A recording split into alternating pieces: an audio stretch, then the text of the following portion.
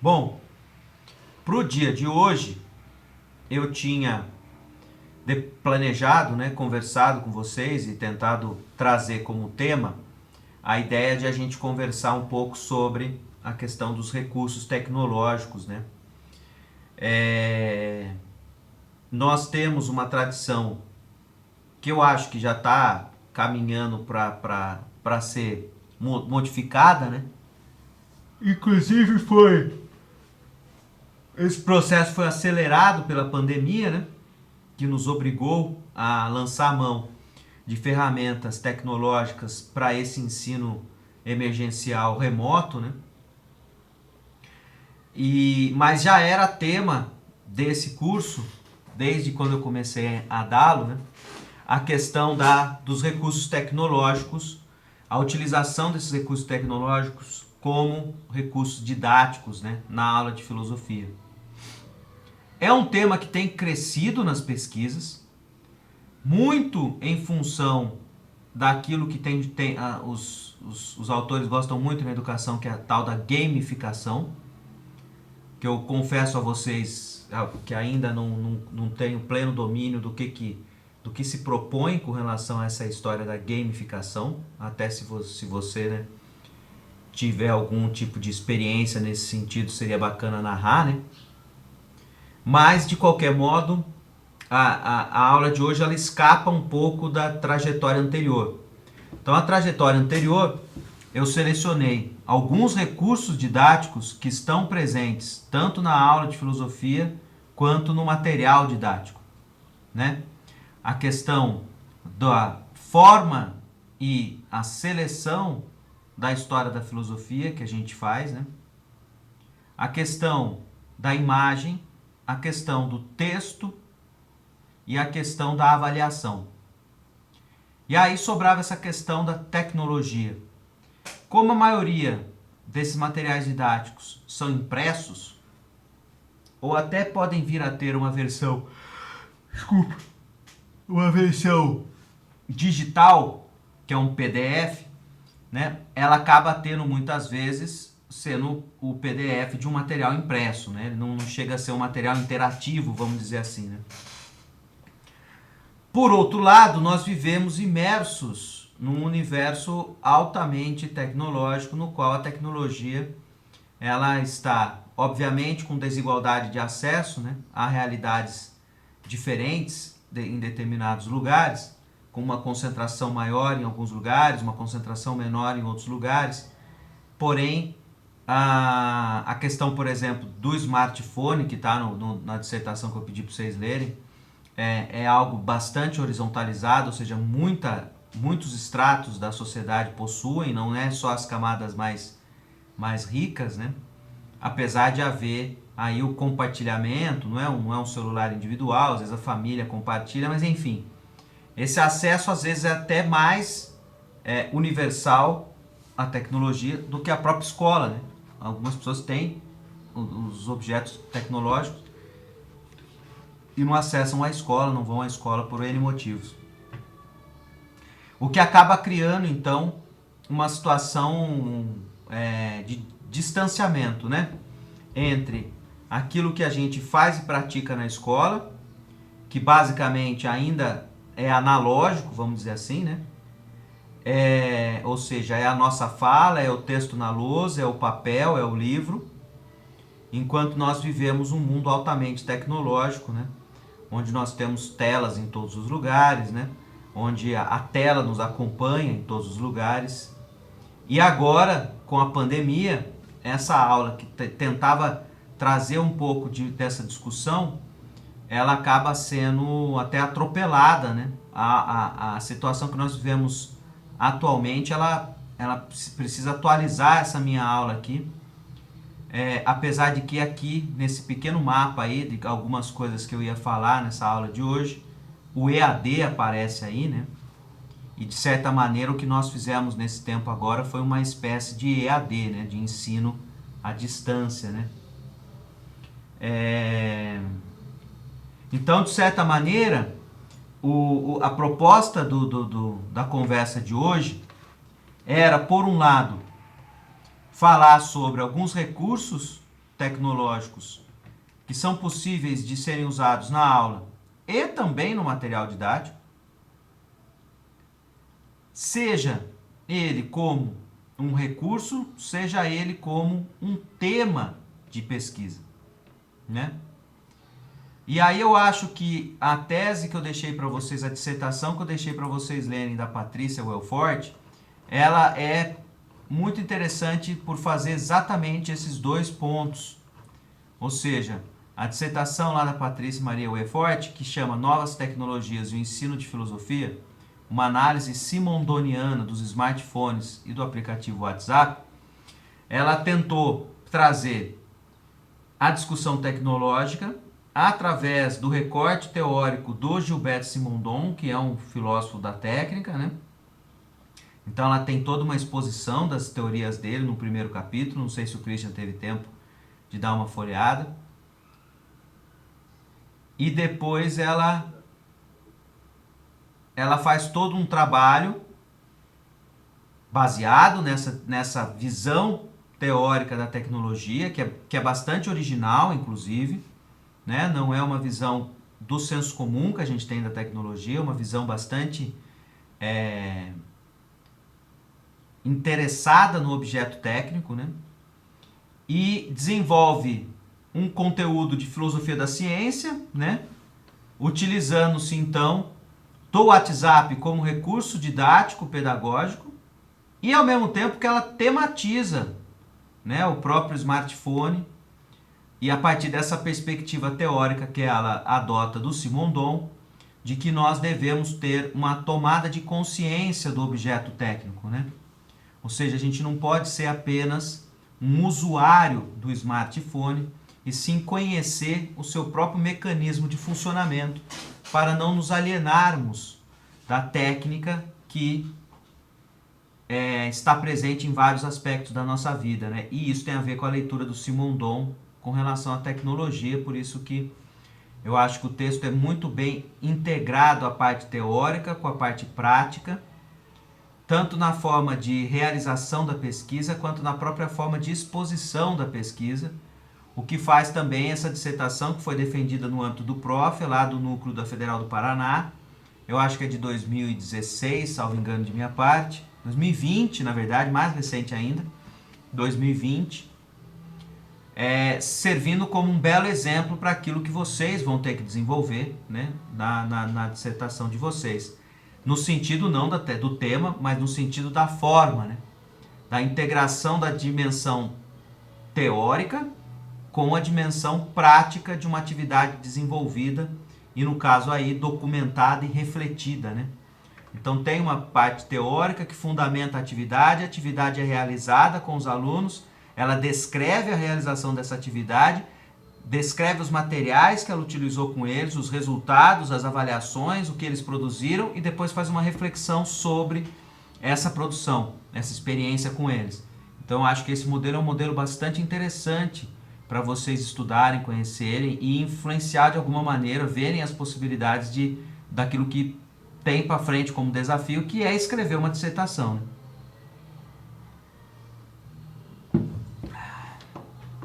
Então, de certa maneira, o que eu queria para hoje era percorrer um pouco esses slides que eu já tinha preparado e percorrer a própria dissertação, porque como ela é muito ilustrada por diversos, né, imagens que ela coloca, eu nem fiz recortes dela num slide. Eu achei mais interessante a gente projetar e passear pelo próprio texto aí, aqui na nossa aula, né?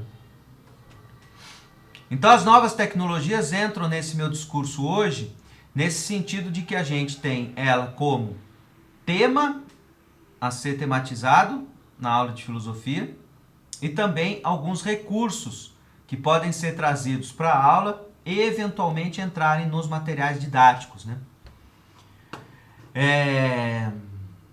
Por isso que eu coloquei aí então algumas variáveis dessa aula de hoje, né? Então as novas tecnologias como tema, né? Criei aqui um subtema que eu acho que às vezes é muito importante e tem a ver inclusive com essa ideia da pesquisa da Patrícia Welfort, que é a orientação das pesquisas para trabalhos, né, que a gente pede para os alunos às vezes. E muitas vezes a gente esquece de fazer uma orientação sobre esse ponto, né? Eu não sei se é essa a sua experiência. A questão do recurso tecnológico associado à aula presencial e a própria aula remota, o EAD. E aí a questão do EAD, que era uma questão que aqui, nesses slides, ela estava apenas citada, né? Porque eu não entrava nessa discussão, porque era uma discussão que no âmbito do ensino de filosofia ainda é muito incipiente, tem muita produção sobre os aspectos pedagógicos gerais do EAD, mas não do ensino de filosofia. Mas eu acredito que agora, com 2 anos de ensino remoto na pandemia, talvez comecem a aparecer artigos sobre essa tematização, né? Então essa é uma aula que provavelmente vai precisar passar por uma atualização devido a esse tempo todo de pandemia, né? Quando eu estou dizendo que a tecnologia pode ser tematizada como tema de filosofia, né? Eu coloquei alguns desses temas aí, com 3 pontinhos no final, porque obviamente que essa lista não encerra tudo aquilo que pode aparecer aí, né? Mas é a ideia de que, a partir contextualizando a situação atual nos apresenta uma série de situações que podem ser problematizadas por nós, na aula de filosofia, com o auxílio de filósofos e filósofas, sejam antigos, sejam contemporâneos, né? Então eu coloquei alguns temas que já são muito presentes para os alunos, né? Às vezes numa conversa, numa aula dialogada com eles, esses temas podem surgir, seja porque surge no dia a dia nosso mesmo, né? Então, por exemplo, a história do cyberbullying, né? Às vezes isso acontece em algumas realidades escolares, né? Aconteceu o bullying no ambiente virtual, né? E que pode ser trazido para discussão por uma aula de ética, de política, né? Inclusive pode já ser associado ao discurso de ódio, né? E essa coisa que a gente viu crescer muito, vê diariamente, que é essa rixa entre o discurso de ódio e a liberdade de expressão, né? Então é um outro problema bastante interessante em termos de ética, de política, para trazer para a filosofia, para a gente pensar, né? Trazendo filósofos que nos ajudem a pensar essa situação bastante complexa da nossa realidade, né? Muitos daqueles que lançam mão de discursos de ódio dizem que o fazem dentro da sua liberdade de expressão, né? Um direito garantido constitucionalmente dele, que ele entende que ele pode falar o que ele quiser, inclusive falar aquilo que viola os outros direitos dessa mesma Constituição, que não tem só apenas a liberdade de expressão como direito, né? Então também é um tema bastante interessante de ser trazido.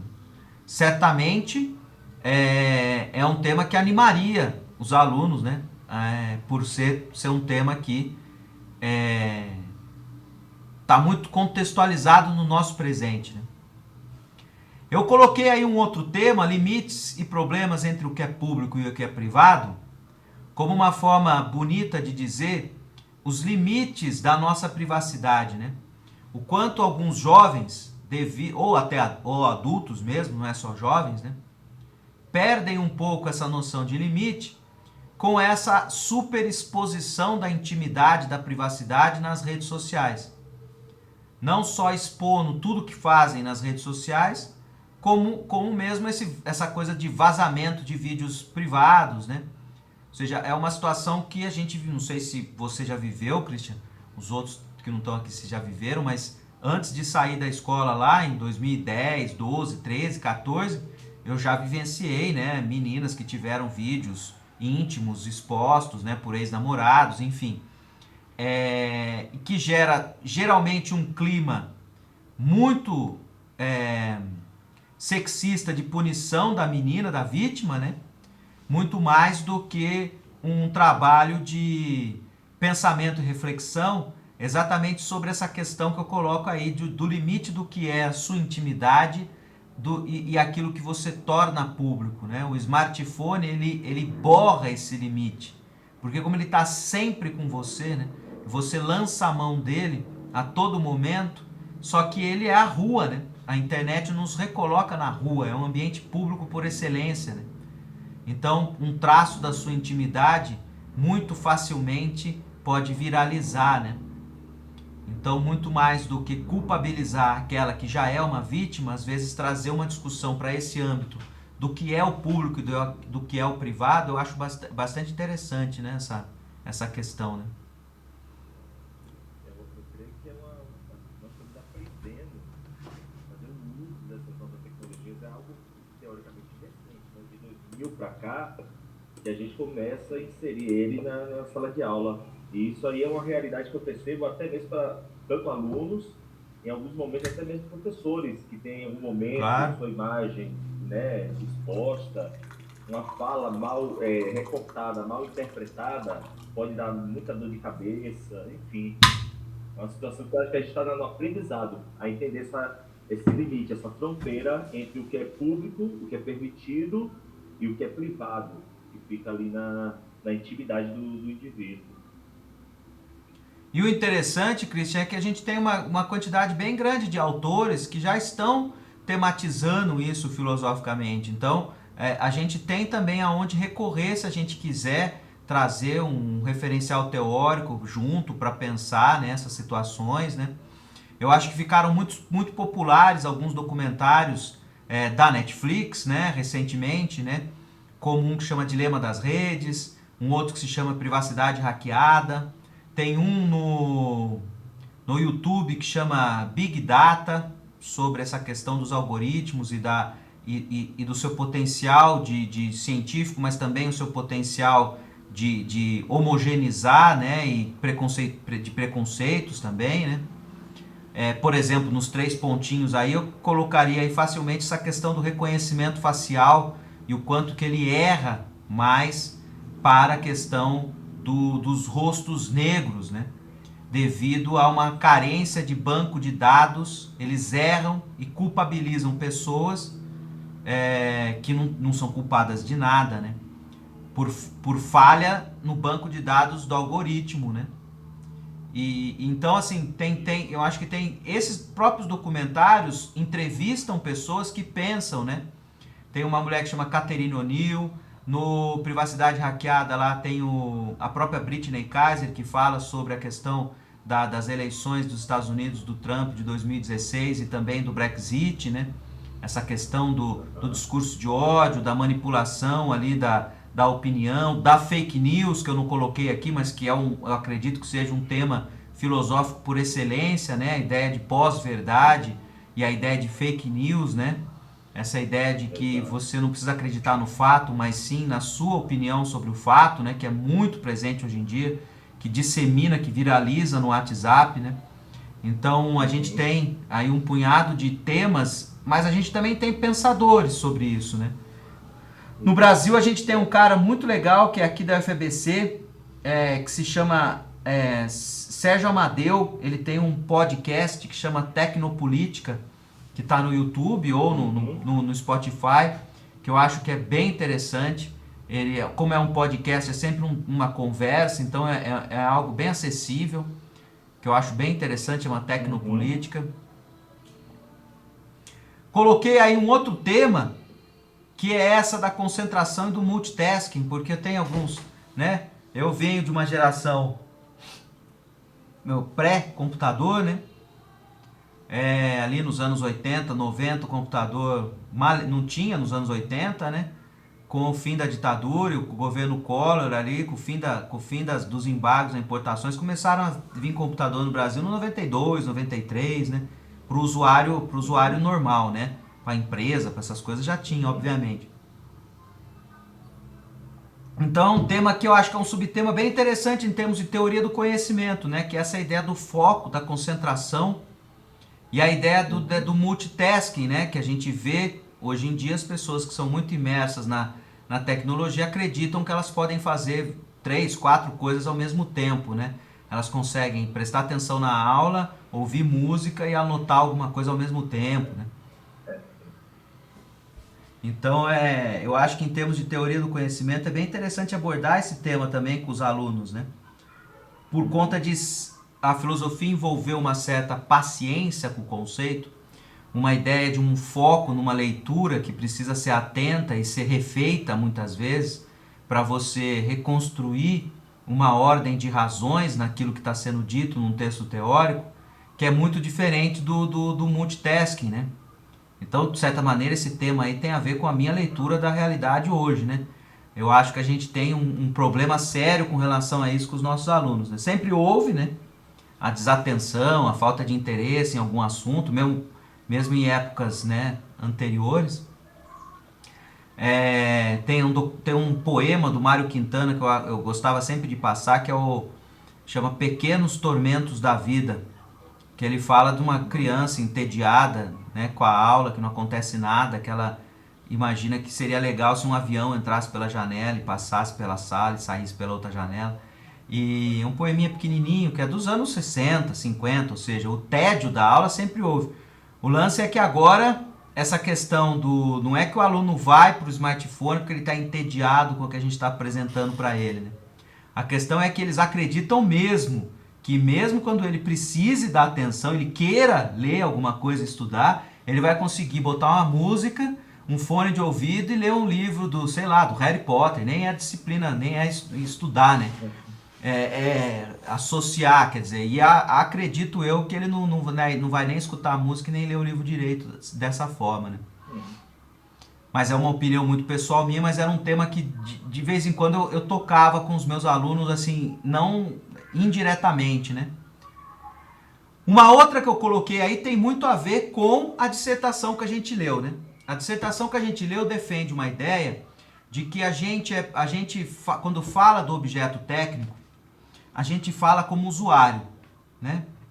Então, nós somos usuários da tecnologia, das suas mais diversas tecnologias, né?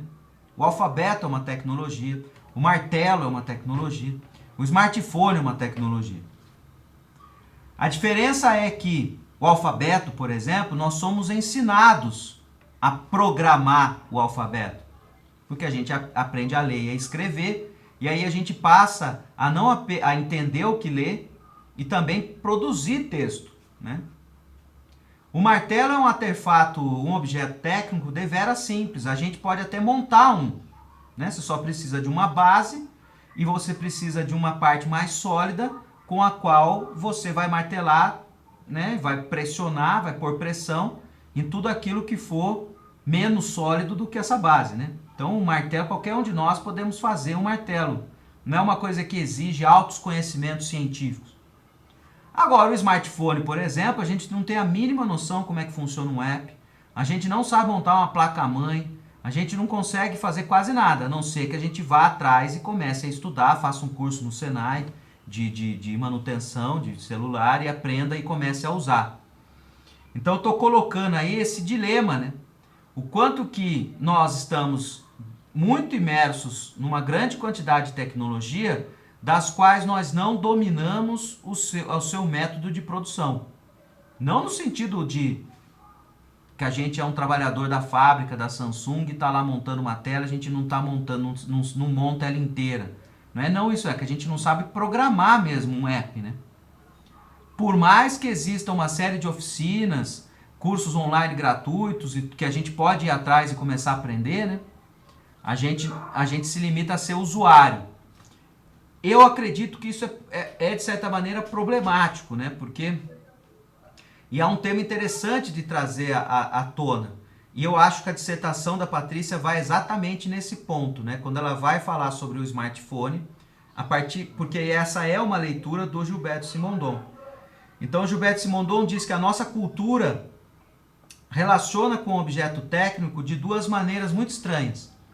Ou ela trata o objeto técnico como um artifício muito simples, que a gente domina, como um martelo, por exemplo.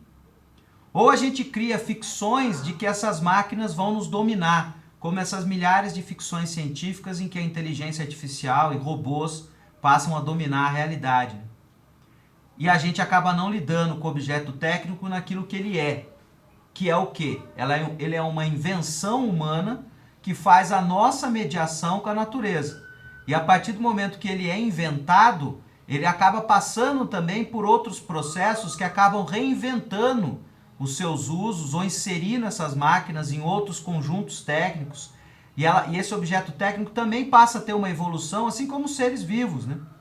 E aí, por exemplo, o Simondon faz todo um estudo, por exemplo, dos eletrodos, de quando que o cara começou a usar, por exemplo, filetes para transmitir elétrons até chegar à lâmpada, por exemplo, né? Ou seja, tem toda uma série de conhecimentos científicos associados a objetos técnicos que nos levam a desenvolvimento de objetos técnicos ainda mais complexos, né? E, inclusive máquinas, que são conjuntos de objetos técnicos. Enfim, o que o Simondon propõe é que a gente tenha uma relação de conhecimento dos objetos técnicos. Que a gente tenha consciência de como ele é feito, montado, para daí sim não ser apenas um usuário desse objeto, porque enquanto usuário nós somos muito mais facilmente manipuláveis. A gente fala isso do próprio alfabeto, né? A gente não costuma dizer que o analfabeto ele é muito mais manipulável do que aquele que lê e estuda por conta própria. A mesma coisa seria a relação com um smartphone. Se você aprende como ele é montado, do que ele é composto, você vai ser muito menos ludibriado, seja pelos próprios apps que te oferecem ali serviços que parecem milacurosos e que não são, seja pelo técnico que vai consertar seu smartphone e que vai te cobrar uma fortuna para fazer às vezes uma troca de uma peça simples, né? Ou seja, se estamos imersos num mundo altamente tecnológico, será que não é interessante em termos de inteligência, de compreensão dessa realidade, de reflexão crítica sobre ela, de que nós conheçamos os mecanismos básicos de sustentação desse próprio mundo, né? Então é aí que está essa ideia de usuário e programador e é aí que ela se conecta com o texto da própria Patrícia, né? E aí coloquei 3 pontinhos porque eu imagino que possam surgir outros temas, como o que eu acabei falando aqui da própria fake news, né? E você talvez tenha algumas outras ideias. Eu estava pensando aqui, por exemplo, até para associar a questão da solidão nesses tempos, né, de tecnologia, onde a pessoa tem milhares de amigos virtuais na solidão do seu quarto. Né? O Bauman trabalha muito também isso, né? Essa modernidade líquida, essas relações. E tem temas que está entrando, eu ainda tenho que apropriar para entender o cancelamento da internet, o que isso significa é matar uma pessoa virtualmente, né? A excluir uma pessoa porque ela postou alguma coisa que é do seu agrado. Excluir é matar a pessoa virtualmente, impedir qualquer tipo de contato. Então é muita coisa, né? Muito vasto, o leque vai se abrindo assim, que aí a gente tem aula para um ano inteiro aí de aspectos que envolvem a nova tecnologia. Muito interessante, muito amplo isso. E que eu acredito, Christian, que dá para a gente ir problematizando esses temas e associando a pensadores do passado também, da contemporaneidade. Eu acho que dá para trazer muitos aspectos da história da filosofia, fazendo uma pré-seleção de temas que são altamente contextualizados no presente, né? Que são vividos presencialmente agora. Exato. É muita coisa. Nossa, a cabeça começa a fervilhar de ideias. Se você pegar, por exemplo, a ideia de fake news, né? E associar, por exemplo, a lógica. E dar uma aula de lógica dentro de problematizando a partir da fake news, né? E trazer essa perspectiva de o que é a verdade, né? O que é uma notícia falsa, né? O que é uma, né? Daí você pode falar uma falácia, pode falar dos argumentos ad hominem, você pode dar toda uma aula sobre argumentação a partir disso, né? E obviamente que isso pode depois desencadear, né? Ficar encadeado exatamente nesse ponto que você falou, desse discurso do ódio e dessa coisa do cancelamento, né? Que é esse limite muito tênue, porque algumas pessoas são canceladas porque elas promovem discursos de ódio, mas outras são canceladas porque elas lançam uma opinião que diverge da maioria estabelecida. Então essa diferenciação é interessante, interessante não, é imprescindível abordar com os alunos, porque é o universo que eles vão viver e vão crescer vivendo e que nós adultos já estamos vivendo, né? Então, e para você ver, eu estou aqui com a cabeça, o senhor falou trazer pensadores antigos, né, de certa maneira, para contextualizar Tem um filósofo, por exemplo, que é pouco trabalhado, até mesmo nos livros didáticos, que é o Martin Buber. Aquelas palavras princípios eu e tu e eu e isso, né? Eu e tu enquanto eu com ser humano e eu e isso enquanto eu como objeto. E quando a gente coloca as pessoas desse mundo virtual como objetos, sem um sentimento, sem se importar com a história de vida da pessoa, com o sentimento da pessoa, sem aquela questão da empatia, que eu posso entrar até no cyberbullying, no discurso de ódio, enfim, até nessa questão da exposição de uma outra pessoa, de um vídeo, de uma ex-namorada que se expõe, não se respeitando a parte humana, o relacionamento humano daquela pessoa, os sentimentos daquela pessoa. É muito rico isso, não? É muito... E aí eu consigo inserir um filósofo com uma certa complexidade no ensino médio, que é o Martin Buber, né? Com essa questão do eu e tu, desse conceito desse princípio, né? Eu com a relação com o outro, com o ser humano. E isso é muito interessante. É uma via muito sólida até para eu alcançar o estudante e convidá-lo para um pensamento filosófico, digamos, de certa complexidade. É bem interessante. Muito, muito interessante mesmo. Acho que vale esse investimento nisso tudo aí. Uhum. Né? De pensar essas conexões, né? Primeiro, enunciar problemas, né? Eu acho que tem um trabalho aí de enunciar problemas, quer dizer, o que eu estou colocando aí é tentar enunciar problemas, né? De dizer, olha, é um problema isso daí, essa história de cancelamento é um problema que, né? Por que o cancelamento pode ser uma manifestação de ódio ao outro, né? De não valorização da opinião do outro, né? Por que viralizar um vídeo de uma ex-namorada significa uma falta de humanidade para aquela que você já teve um carinho e não tem mais, né? Você não precisa transformar essa relação que perdeu o afeto numa relação de ódio, né? Enfim, de alguma forma enunciar enquanto problemas que precisam ser pensados, né? E que podem ser pensados com filósofos tanto contemporâneos quanto antigos, né? Basta a gente ter esse repertório de conhecer e trazer, aí que se mobiliza aquilo que é próprio do professor de filosofia, é ele que tem que fazer essa ponte mesmo, né? É ele que vai ter o repertório para fazer essa ponte, né? Então eu acredito que esses temas, eles podem, que são temas sobre tecnologia e que podem constar no material didático analógico, num livro, né? Aqui você não necessariamente precisa lançar mão de recursos tecnológicos para lidar com eles, né? Você pode lançar mão dos recursos habituais de aula mesmo, que são, por exemplo, textos, imagens, né? Avaliações, atividades de pesquisa, e a atividade de pesquisa pode ser em sites, né? Então, não parte necessariamente para uma questão de... ou seja, o material analógico dá conta desses temas, né? Vamos dizer assim. Agora, a gente tem o costume de pedir pesquisa, né? E até na produção desse material didático que agora eu tive aprovado pelo PNLD aí, ele pede que a gente desenvolva várias pesquisas com os alunos, né? Mas assim, a gente tem, pelo menos eu enfrentava esse problema, esse texto que está aí, é um texto que eu criei para os meus alunos, né? Que era aquela história. Eu não costumava pedir pesquisa, porque eu sabia que havia um corta e cola, né? Mas eu também não via problema em vir um corta e cola em algumas pesquisas. Eu não pedia muito. Eu pedia, por exemplo, aquela tal de... Eu tinha que fazer muito aqui em Bragança, compensação de ausência. Não sei se você tem que fazer essas tais de compensação de ausência. Que o aluno tinha direito a compensar umas ausências lá, e você tinha que pedir um trabalho. Isso. E era sempre uma coisa meio assim para inglês ver, né? Burocrática, muito mais do que...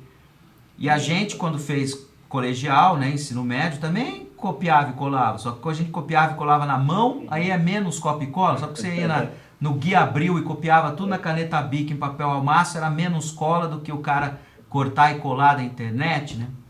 Enfim, eu comecei a pensar assim, como de alguma maneira valorizar o corta e cola, né? Já que vai vir o corta e cola, né? Aí eu criei essas regrinhas aí que eu dava para os meus alunos no começo do ano, mandava colar no caderno, mandava separar uma matéria de filosofia, colava isso na primeira parte. Quando eu pedi pesquisa, tem que seguir isso. E aí reservava um dia para falar sobre isso, né? E só aí eu já tematizava algumas questões sobre o próprio funcionamento do Google, né? Então, assim, ó, ao pesquisar no google.com, não será apenas um site que aparecerá como resposta. Para cada palavra colocada no guia de busca, o site procura os sites com maior audiência e os sites pagos ganham também destaques. Ora, você precisa navegar em alguns sites para montar o seu trabalho, porque os alunos param no primeiro site, né? Então ele precisa comparar diferenças e semelhanças entre diferentes sites para fazer um trabalho um pouco mais preciso. Então só aí já tinha algumas informações, né? A informação de que o site que é pago aparece primeiro no buscador, então não pare no primeiro buscador, né? Coloquei aqui para baixo a ideia do Wikipédia, né? Que o Wikipédia não é uma fonte confiável, porque ele é escrito pelos próprios usuários. Então, às vezes, o site pode conter imperfeições, né? Ele não é enciclopédia como a gente tinha, né? A enciclopédia também não era neutra e objetiva, não estou a neutralidade objetiva que eu estou buscando aqui. Mas é que a enciclopédia tinha um conhecimento que era consolidado e quando a Larousse, por exemplo, ou o Gui Abril falava aquilo, ela falava assim, ó, nós temos os autores X, Y, Z que produziram esse material. Se você tiver algum questionamento, você pode questionar. O Wikipédia não, ele é feito pelos próprios usuários. Então ele fala assim, não nos responsabilizamos pelo que é dito aqui, né? Então essa questão de não se responsabilizar pelo que é dito é muito comum na internet. Essa questão é uma questão muito presente hoje em dia, né? Desde a questão do próprio Wikipédia, que não se responsabiliza por aquilo que os usuários alimentam os seus vocábulos, né? As suas entradas, até o Uber, por exemplo, que não tem relação trabalhista com o motorista. Ele não é responsável pela corrida. Ele só faz o elo entre um caronista, uma pessoa interessada no transporte, e um motorista. Então ele não é um empregador, então ele não tem relação com o motorista e ele também não está oferecendo para você o serviço de carro. Então também não tem vínculo com o usuário, vamos dizer assim, né? Então a tecnologia tem essa capacidade, alguns aplicativos, alguns sites, de eles não assumirem a responsabilidade por aquilo que vinculam, né? Então acho que é interessante algumas informações que eu dava no próprio texto aqui, né? Aí eu colocava para eles lá, né? Ler o que está cortando e colando, né? Corta e cola, né? Então ler o que você está cortando e colando. Não há problema em cortar e colar. É uma versão moderna da cópia com caneta papel de uma enciclopédia. O importante é que você leia o que vai copiar, né? E isso eu acabava colocando que ele tinha que fazer, né? O professor avalia a capacidade de entender o que você está montando. Então é necessário que você visite mais de um site e monte seu texto para poder emitir uma opinião pessoal ou uma conclusão. Então eu sempre pedia uma sessão final em que ele dava um parecer próprio sobre aquilo que cortou e colou. Então meio que eu tentava obrigar ele a ler o que ele copiou, né? Aí tinha aqui umas informações de tamanho, de letra, né? Até para o cara, de fato, montar o texto, né? Ou seja, tem alguns que tinham uma cara de pau de simplesmente mandar printar a página, né? Então ela vinha com a diagramação da página, né? Alguns cortavam e jogavam para o Word e imprimiam a partir do Word. Mas daí vinha com diferença, né? Ele pegou um pedaço de um site e vinha de uma letra e um tamanho. Pegava de outro site, vinha com outra letra. Então mandava o cara pelo menos fazer tudo. E essa ideia de que ele precisa concluir a pesquisa, de colocar uma consideração final do seu texto com as suas palavras sobre o que entendeu do texto. Então eu tentava forçá-los a escrever algo sobre o que leram, né? A coisa da capa, né? O cara apresentar um trabalho que tivesse capa, nome da disciplina, do título e tal. Fazia essa referência ao Wikipédia, né, que é uma enciclopédia de conteúdo livre que qualquer pessoa pode editar. Está escrito isso no próprio site do Wikipédia. Então é importante ter esse cuidado com esse site, né? Muitas vezes as informações lá contidas estão precisas porque a pessoa interessada em editar aquele vocábulo está interessada em falar dele de um jeito correto, uma informação precisa. Mas pode ser que você vá pesquisar algumas coisas que tem algumas informações que não estão tão assim precisas, né? E inserir a bibliografia dos sites, e se tiver livros pesquisados com a data de acesso. Então, de certa maneira, eu sempre tive esse cuidado de, ao pedir para eles fazerem uma pesquisa na internet, dar parâmetros para essa pesquisa. Porque senão, como é que eles iam aprender isso intuitivamente? Eles iam intuir que eles tinham que ter algum critério para pesquisar? Então, eu acho que não. Eu acho que faz parte do papel do professor, ao pedir uma pesquisa, não imaginar que ele sabe de antemão fazer essa pesquisa. E sim que você tem que apresentar para eles alguns parâmetros para que eles façam essa pesquisa. Então eu via muitos colegas falando assim, eu pedi para ele pesquisar na internet, trouxe, copiou de um site o negócio lá e me entregou. Eu falei assim, mas você explicou para ele que você não queria isso? Que você não queria que ele copiasse de um site? Você explicou para ele como é que faz uma pesquisa? Ele não sabe fazer a pesquisa. Ele perguntou pro colega do lado, perguntou para outro, né? Como é que o cara vai aprender a fazer pesquisa? Tá no colegial, ele tem que saber. Não, você sempre tem que partir de um pressuposto de que você está propondo a atividade, você é responsável por orientá-lo com relação a essa atividade. Né? Então essa é uma outra faceta, né? Mas que tem a ver um pouco com aquela coisa do usuário e programador. Ou seja, ontem mesmo eu estava aqui querendo pesquisar uns artigos em outro idioma de uma determinada linha de pesquisa de um orientando meu.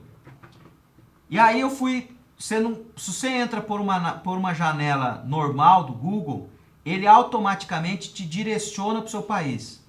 Então você vai entrar, colocar google.com, ele vai te jogar no google.com.br. Então ele não permite, ele vai mostrar os resultados próximos ao seu país. Eu queria pesquisar artigos em inglês. Aí eu descobri, coloquei na internet, como pesquisar no Google dos Estados Unidos. Na hora, aparece. Você tem que abrir uma janela anônima do seu navegador e você tem que colocar google.com/NCR, que é Non Country Redirection, que daí ele não direciona para nenhum país. Country é país, né? Então, nenhum país redirecionado. Seria essa sigla. Aí ele entra no Google americano, Google original, vamos dizer assim. Né? E aí você coloca lá os termos, ele vai pesquisar nos termos próximos a partir da perspectiva do Google americano. Então, tá aí outro tipo de informação, né? Ou seja, tem toda uma série de informações que é importante, né, a gente discutir e oferecer para os nossos alunos e que a gente tem que conhecer. Né? Exato, então, como é que você vai questionar um aluno que faz corta e cola se você às vezes faz corta e cola para montar uma prova para ele? Né? Então é uma questão assim complexa, né? Porque a tecnologia não é só o universo do qual ele vive, é o universo que nós vivemos. Né?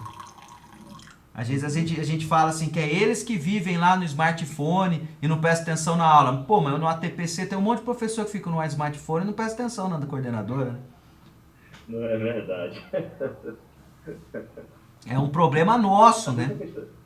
E essa questão de celular também, a gente mudou a nossa posição com relação ao uso dele, graças, né, apesar de todos os problemas que estamos vivenciando, mas a pandemia, eu acredito que ela deu o tiro de misericórdia, se essa expressão, ela derrubou o último muro, que tinha muitos professores que tinham um certo preconceito com o uso do smartphone em sala de aula. Se o aluno tocasse, ela falava, não pega, a senhora na minha sala não faz uso. Eu percebo que nesse retorno, né, agora tímido, mas eu acredito que ano que vem com mais força, o uso do smartphone em sala de aula será imprescindível. Até mesmo aqui em São Paulo, com essas novas mudanças que estão acontecendo, o planejamento da aula, ela necessitará de uso de tecnologia na sala, para se tornar até mesmo dinâmica, mais dinâmica para o aluno. A proposta é essa. Né? Não é mais aquele ensino médio que ainda trazia uma atmosfera medieval, aluno sentado, quieto, o professor em pé, ministrando e falando. A mudança, a dinâmica é diferente. A Patrícia Maria, ela traz já isso, né, em 2020. Eu creio que ela, na parte final, ela viu que ela escrevia se se modificando, acho que hoje ela deve estar mais, vendo mais isso aí, mas é bem interessante que até mesmo, eu não tinha muito problema com isso, pelo contrário, mas agora o que é que eu faço? Por exemplo, eu estou pegando a seguinte situação, eu fiz uma prova, ela era dissertativa e tinha parte de assinalar, foi via Google Forms, e ainda assim, eu solicitei aos alunos pesquisa, usando o smartphone. E para os alunos, pouquíssimos alunos hoje não têm um aparelho celular em sala de aula. E para não usar o celular dele, devido ao uso do chip que o Estado oferece para os professores, com a internet muito ampla, eu compartilhei a minha própria internet desse chip do Estado com os alunos. A prova foi feita em cima da pesquisa feita com o smartphone, eles usando os smartphones para fazer a prova pelo Google Forms e até mesmo a interação melhor. Muitos deles pesquisaram pelo YouTube assistindo o vídeo. Foi muito interessante e foi a primeira vez que eu fiz isso. Foi na semana retrasada. E eu já estou percebendo que o ano que vem vai ser muito usual essa forma de avaliação da minha parte. Em sala de aula, fazendo uso do smartphone com acesso à internet. Né? É uma coisa, eu acho que não tem mais como impedir essa questão. É um aparelho que eu considero imprescindível. Não só o smartphone, eu acredito que há de se pensar até mesmo no uso de notebook em sala de aula. Se a educação tem que ser levada a sério no nosso país, o investimento nele tem que requerer a questão do livro didático, mas também a questão de instrumentos que possibilite o aluno inserir-se nesse mundo de tecnológico. E eu creio que o notebook, um tablet de qualidade, na mão desse aluno, gera muito potencial para todas as aulas. A gente está falando na área da filosofia. Imaginemos, então, outras matérias que também trabalham questões abstratas, a matemática, etc., com essas tecnologias em sala de aula. É uma coisa interessante e o bom é como o senhor mesmo falou, né? Professores que tinham atitude em sala de aula e em um HTPC outra, esse professor já está agora mudando a duras penas, digamos assim, ele está tendo que Forçado, né? repensar alguns preconceitos, forçado, ou vai pelo amor, vai pela dor. Nesse caso é pela dor, dessas mudanças que a pandemia trouxe. Mas ele já está pensando, ele já sabe que não cabe mais aquela aula, digamos, medieval, né, com a atmosfera medieval que eu considerava, que é aquele aluno sentado, fileirado, quietinho, em silêncio, só o professor falando. Isso é uma questão que me remonta a muitas aulas do Tomás de Aquino, na era medieval, com todo respeito, é lógico, ao religioso e pensador Tomás de Aquino, mas não cabe mais isso em pleno século XXI. É uma mudança extremamente essencial. E também fazendo uso, por exemplo, o senhor acabou de citar aí essa questão, eu nunca tinha feito isso, eu nunca me atentei a esse fato. Ensinar o aluno, olha, pesquisa é assim que se faz. Aqui já me despertou, falei, puxa, é mesmo, tem que mostrar para o aluno, tentar trazer e falar, olha, pesquisa é assim, assim, explicar para ele o processo. Eu nunca me atentei a isso, porque eu também tinha aquele preconceito, né, de que o aluno ele já chega no colegial já sabendo como mexer e tal, mas não é bem assim. Ele sabe mexer, manusear, mas para questões, digamos, corriqueiras. Uma pesquisa é outra situação, e eu creio que ele, no médio, ele já tem uma certa visão que permitirá ele vislumbrar essa questão da pesquisa via internet. É uma questão que eu já me atentei, o ano que vem já vão ter mudanças também na minha aula.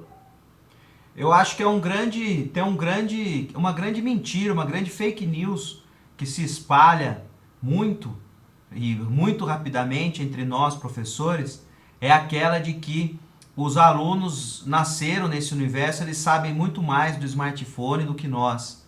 Eles não sabem, eles apenas não têm medo de usar, de errar, de mexer no negócio, né? Eu sofria muito isso com relação, todo esse raciocínio eu fazia muito com relação a vídeos. Quando pedia, chegava para o aluno e falava assim, gravem uma entrevista de não sei o quê. Vinha uns negócios horrorosos, mal feito pra caramba. Por quê? Porque o cara não sabe o que é um enquadramento, uma iluminação. Então ele às vezes não enquadrava a pessoa direito, às vezes ele punha a câmera contra a luz, então vinha uma luz muito forte de fundo. Às vezes ele não se preocupava com o áudio, então você ouvia o barulho de moto, de carro e não ouvia a pessoa falando. Mas aí você parte daquele pressuposto, não, ele nasceu com um celular que tem câmera. Ele sabe muito mais de vídeo do que eu, que estou aqui com o meu celular e não sei filmar as coisas direito. Não, ele é como você, ele não sabe filmar as coisas direito. Ele vai fazer a partir, só que ele não tem medo de ir lá e fazer a partir do que ele acha que tem que ser feito. Então, se você quer pedir para um aluno filmar alguma coisa, você, primeiro de tudo, tem que ser uma pessoa que filma as coisas, né? Então, você filma o quê? Você sabe como é que se filma, né? Pô, tem o enquadramento, é isso, ó, você tem várias regras, né? Tem uma profissão, que é o fotógrafo, né? Que enquadra as coisas, né? Então, quando se vai se filmar, você tem que ter luz, som, né? A montagem, a edição, hoje em dia, aí que tá aquela coisa. Hoje em dia é muito fácil você montar um vídeo no próprio celular, né? Mas não significa que o fato de ser muito fácil montar um vídeo no celular, aquilo que há 15 anos atrás você tinha que ter um computador super bom, pagar uma fortuna num programa, aprender a mexer na ilha de edição do programa para montar um videozinho de 3 minutos, hoje em dia você monta no celular em 15, não significa que a disponibilidade do equipamento, do aplicativo, signifique que aqueles que os usam saibam o que fazer, né? Então, aí eu percebi que a atividade era uma atividade que tinha antigamente no material de filosofia do segundo ano, que pedia para entrevistar um idoso, numa disciplina, numa apostila do segundo ano, que começava com a ideia de preconceito, e o primeiro preconceito era o preconceito contra o idoso. E eu transformei aquilo numa atividade de vídeo. Né? E aí, primeiro, eu fiz todo um trabalho com os alunos sobre o que é o enquadramento, né? Ensinava eles, por exemplo, a usar um celular para gravar e um outro para gravar o áudio. Então acionava o aplicativo de gravação de áudio com um celular e punha próximo, e o outro ficava gravando. E depois você trocava na ilha de edição um áudio pelo outro, né? Para ter um áudio melhor, né? Do que o áudio gravado ao mesmo tempo com a imagem, né? Enfim, mas essa passa um pouco por aí a própria dissertação da Patrícia, que é aquela que fala assim: você tem que ter consciência do objeto técnico. Você não pode ser só um usuário. Então, se você quer usar a câmera e fazer um vídeo, e agora o nosso celular possibilita isso, antigamente você tinha que ter uma câmera, depois você tinha que ter um computador para editar, né? Depois você tinha que ter algum lugar para exibir. Hoje tudo é imediato no celular. Você filma, edita e já sobe no YouTube no próprio celular.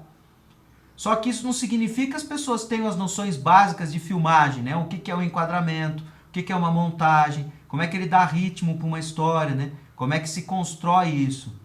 Então, quando você não ensina, o aluno tende a fazer aquilo que intuitivamente ele aprende assistindo. Porque, como tudo, como quem tem filho em casa sabe, né? A criança começa a repetir o que a gente faz, né? Ela vai fazer xixi no banheiro porque ele vê a gente não xixi no banheiro. Ele vai começar a comer com garfo e faca porque você não precisa ficar ali, olha, o garfo é faca. Você até pode ensinar uma vez se estiver tendo dificuldade. Mas há muita cópia, imitação, né? E eu acredito que muitos dos trabalhos escolares, quando a gente não orienta o aluno, ele faz por cópia e imitação. E não conscientemente querendo um determinado resultado, um determinado fim. E isso, em termos de filosofia, para mim é a falência do pensamento filosófico, né? O pensamento filosófico é exatamente aquele que pede para a gente ter uma tomada de consciência crítica daquilo que vive e faz, né? Então, para mim, era uma questão até filosófica mesmo, e por isso que eu acho muito interessante esse texto aí da Patrícia Wolfoff, porque ela encontra no Simondon o cara que diz isso com relação ao objeto técnico. É preciso conhecer o objeto técnico para usá-lo de modo consciente, reflexivo e crítico, né?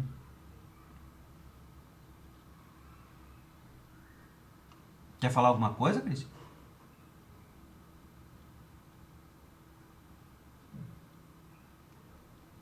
Ixi, caiu. O Marcos tá aí hoje, Marcos? Você tá ouvindo?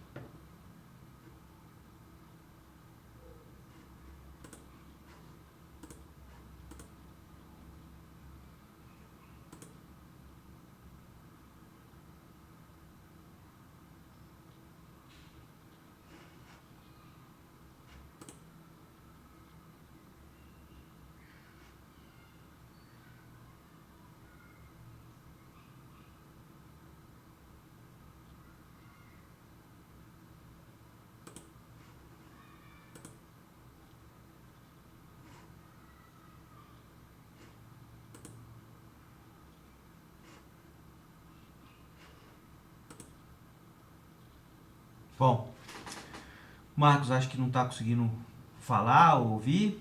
O Christian saiu, mas eu vou continuar aqui que vocês podem assistir a gravação depois, né? Então, depois de passar por alguns temas que podem ser problematizados, depois de fazer essa pequena digressão aí sobre a questão do recurso tecnológico, de a gente explicar, né, para que o aluno não seja considerado apenas um usuário, mas também um programador, vamos dizer assim, né? Eu selecionei alguns recursos que talvez agora tenham se tornado até um pouco redundantes devido à imersão que nós fizemos na educação remota, né? Então, por exemplo, a nuvem de palavras, e aí tem um sitezinho que as faz de modo gratuito, wordclouds.com, eu acho que é uma estratégia bastante interessante, né? No Christian, voltou aí? Tá ouvindo aí, Christian?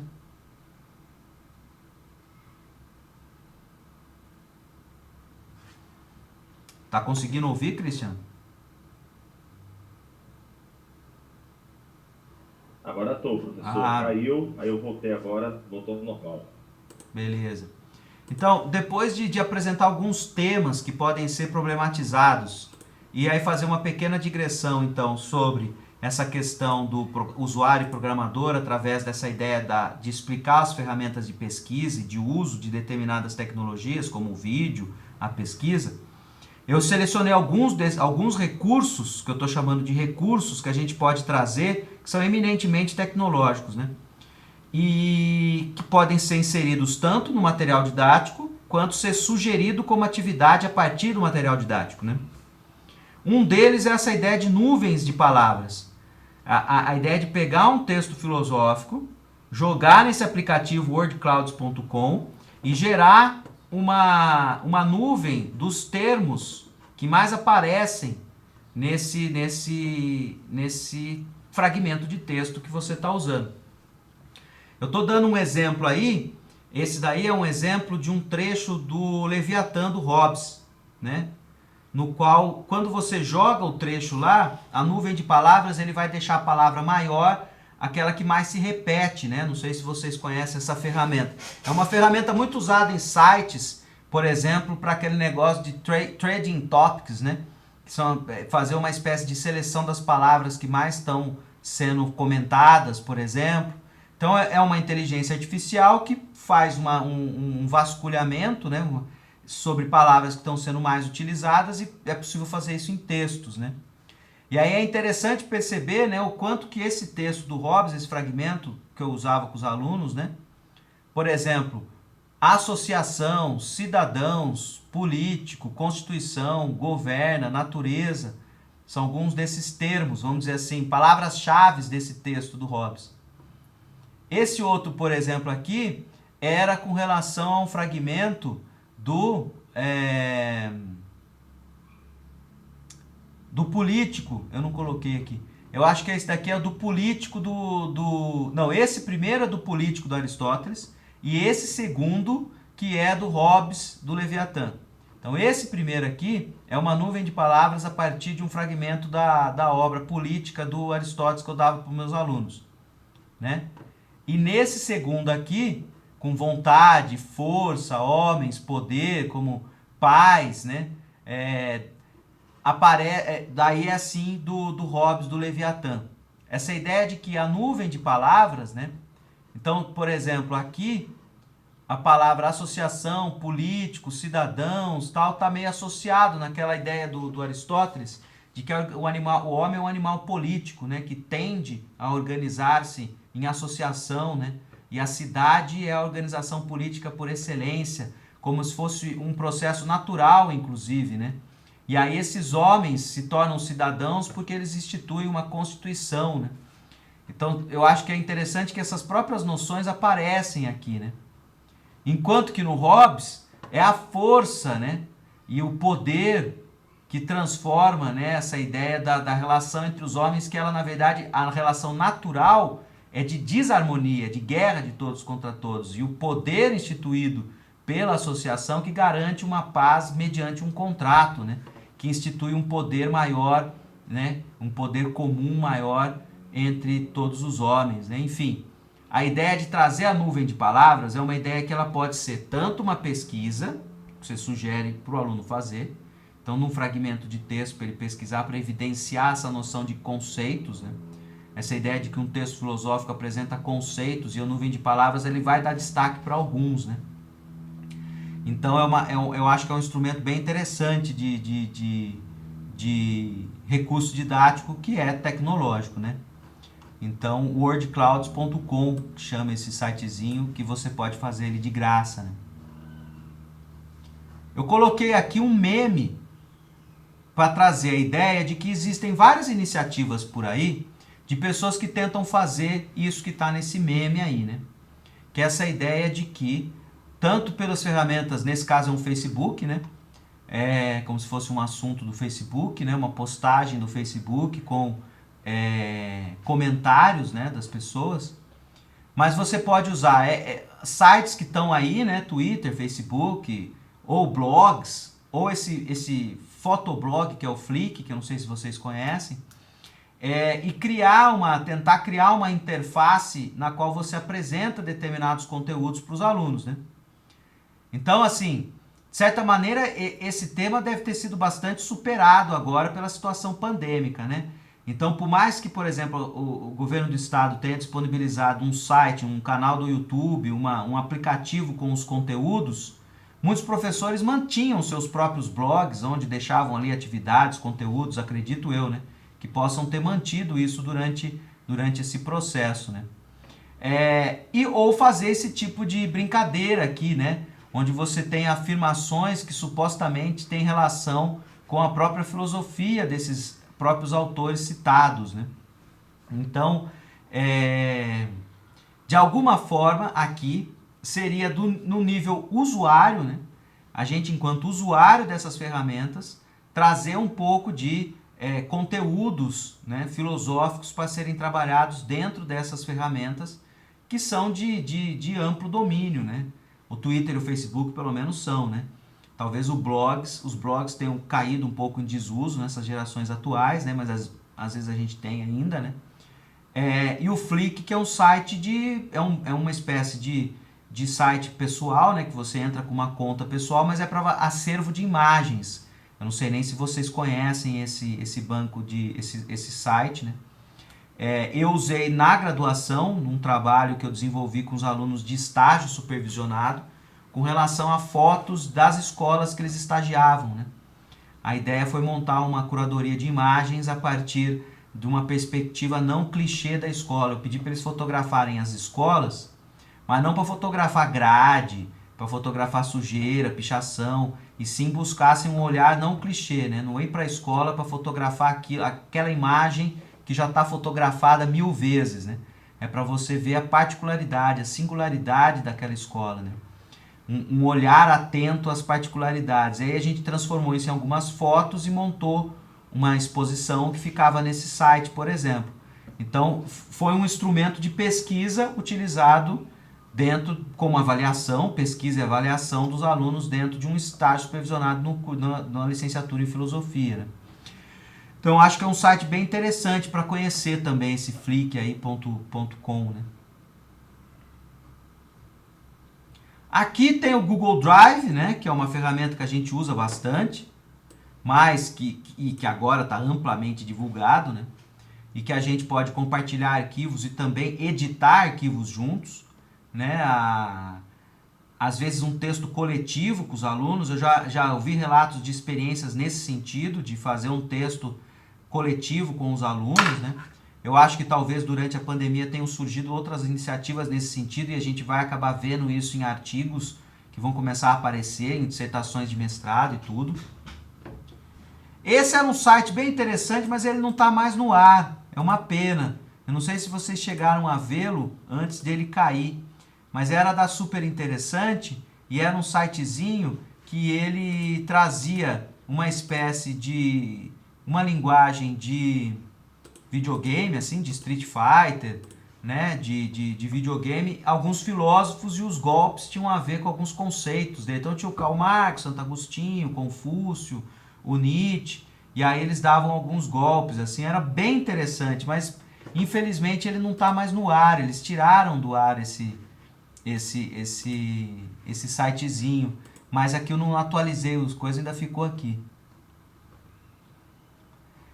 Coloco aqui ainda para vocês duas outras coisas que eram pesquisas que eu não me aprofundei, mas que eu estava pesquisando no momento que eu saí do ensino médio. Primeiro, sites que trabalham de maneira bastante simplificada a ideia de construção de aplicativos de celular, né? Dentro daquela lógica lá de ser programador e não apenas usuário, né? E que ao programar você se dá conta do quanto você é um usuário apenas, né? E essa tomada de consciência do objeto técnico, né? São dois sites aí que trabalham com essa ideia de desenvolver oficinas de montagem de aplicativos, né?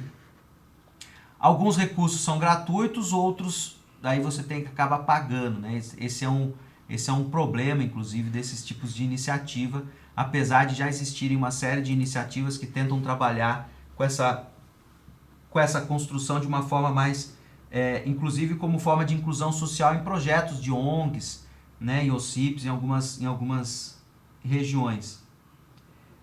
Quando eu parei de trabalhar no Estado, em 2015, eu tinha uma turma, que era uma turma do ensino médio integrado, que eles faziam a escola pública, o ensino médio regular, e no ensino à tarde eles faziam um curso técnico de informática.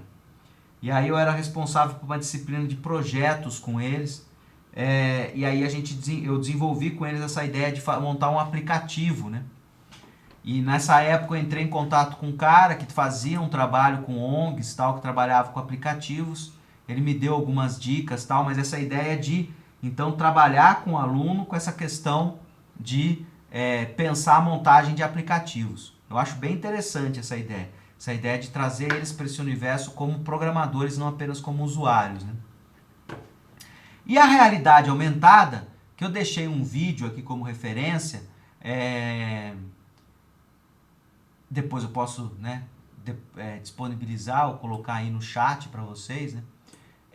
Eu não sei se vocês têm contato com isso, mas é algo que pode inclusive entrar no próprio material didático, né? A realidade aumentada é um programinha que você, numa tela ou num papel impresso, ele é como um QR Code, né? Ele tem ali na sua superfície marcadores digitais que quando você passa o celular ou o tablet por cima dele, uma realidade virtual aparece na tela do seu celular ou do seu tablet. Eu não sei se vocês já viram isso. Muitos materiais didáticos, assim, de escola de ponta, por exemplo, tem uma imagem no livro de uma molécula. Você põe o celular em cima, com o mesmo mecanismo da leitura de um QR Code, né? Que o QR Code é como se fosse um código de barra que te joga para um site, né? Por exemplo, essa molécula poderia ganhar um efeito 3D e ali o próton com os nêutrons ganharem uma movimentação na tela, né? Então esse vídeo, por exemplo, aí, ele trabalha exatamente com essa perspectiva. Ele mostra, né, esse mecanismo.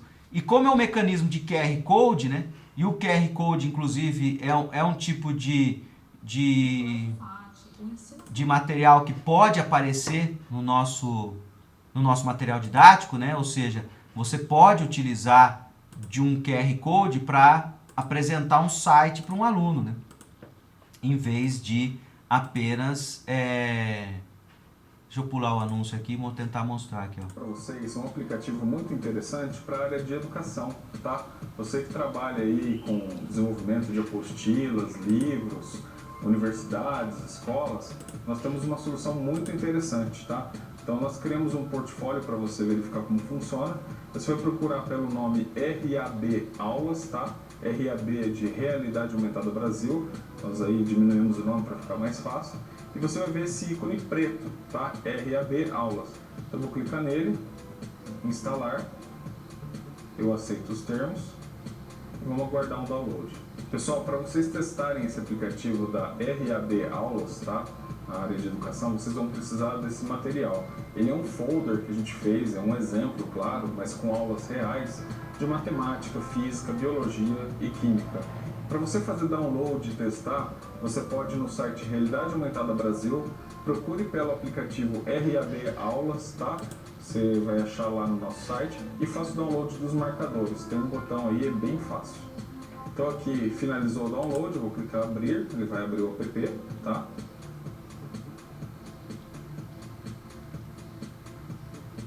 Então agora ele está lá, aponte a câmera para o marcador e veja a magia acontecer. Então agora o que a gente vai fazer? Aqui no nosso folder, que eu falei, cada imagem dessa é um marcador, tá? Então nós temos aqui 4 exemplos de aulas. Então eu vou pegar o celular e vou apontar na primeira aula aqui de cima de matemática.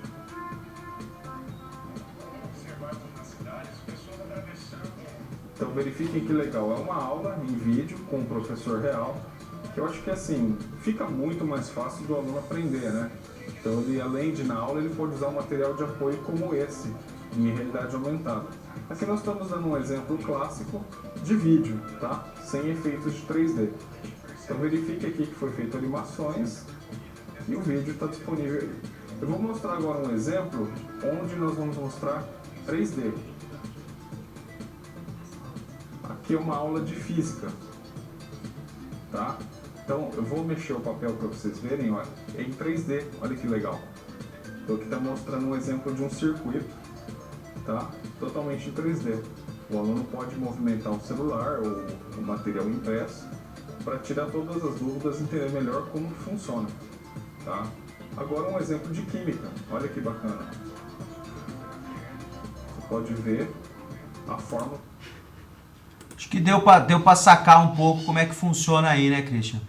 É uma coisa que eu estava iniciando a pesquisa sobre de que forma a gente poderia trazer isso, porque eu achei bem interessante. Eu acho que hoje em dia, com a questão né, o quanto que a gente avançou em termos de uso do smartphone em sala de aula, e isso é interessante que isso pode entrar no próprio material didático. É obviamente que em filosofia talvez seja mais difícil a gente buscar essa inserção, talvez até aquele primeiro exemplo em que o marcador apenas te direciona para um vídeo que já está posto no YouTube, né? Não é ali um objeto 3D que está sendo manipulável, mas é um tipo de recurso que pode aparecer no próprio material didático, né? Então eu acho que Eu penso que seria interessante se tivessem como uma aula, por exemplo, do mito da caverna do Platão usando essa realidade em 3D. Seria bem interessante isso, né? Alguém que manja fazer, seria bem legal. Teria que ter alguém que montasse, né, uma realidadezinha virtual, disponibilizasse num site, né? E esse marcador é basicamente, eu não sei se esse site que está como referência ele é gratuito ou não, eu não sei qual que é a relação que ele tem hoje. Eu só sei que se pesquisar por aí, talvez eu encontre algumas questões relativas a isso, né? E novamente, é a gente se apropriando da tecnologia, né? Trazer a tecnologia para a nossa aula subentende-se a gente se apropriar dessas tecnologias, né? Então, fazer, por exemplo, na outra turma que a gente fez, quando eu dei essa aula, muitos alunos passaram a fazer isso, pegaram o material didático, e sabe naquele setor do material didático, por exemplo, quando você recomenda um texto, um artigo no final, assim, colocar tudo QR Code. Aí você punha o QR Code, na hora o celular te mandava para o site que você tinha deixado ali como uma sugestão de continuação da leitura, por exemplo. É bem novos tempos, né? A realidade aumentada, ela parte um pouco desse princípio, né? Esse marcador aí, ele é reconhecido como tendo um objeto virtual. Que no caso do primeiro exemplo, ele fez apenas o envio para uma página que estava hospedando. Nos outros não, ele fez um envio para você de um desenho, de um GIF, né, vamos dizer assim, de realidade 3D que só aparece no celular, ele não está no material, né? Então, eu acho que isso daí cria um fascínio pela tecnologia muito grande nos alunos, assim, eu acho que pode ajudar nessa ideia de que a aula não está mais quadrada, não é todo mundo sentado numa fileira, um atrás do outro, com o professor na quadro, puxando um mapa para ele ver, né? Então, parafraseando aí o Kitana, seria o avião entrando na sala, né? Nesse caso, eu acho que esse daí é o avião entrando na sala mesmo.